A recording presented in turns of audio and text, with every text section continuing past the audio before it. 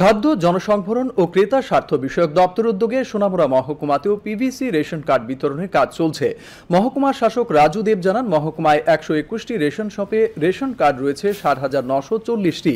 এখনো পর্যন্ত 7,528টি PVC ration card প্রদান করা হয়েছে। ধাপে ধাপে প্রত্যেক কার্ড হোল্ডারদেরই এই কার্ড প্রদান করা হবে।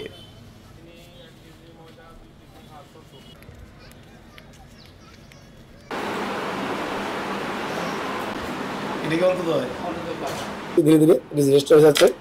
এটার মধ্যে একটা কিউআর কোডও আছে, এটাতে যদি আমরা স্ক্যান করি তাহলে রেশন কার্ডের নাম্বারটা পেয়ে যাবো। আর এই নাম্বার থেকে আমরা আমাদের ফুডের ওয়েবসাইটে গেলে আমাদের ডিটেলসটা রেশন কার্ডের ডিটেলসও পেয়ে যাবো। আমাদের সোনামুড়া সাব ডিভিশনে 121টা রেশন শপ আছে, যার মধ্যে 60,940টা রেশন কার্ড আছে এখন 30/4/2025।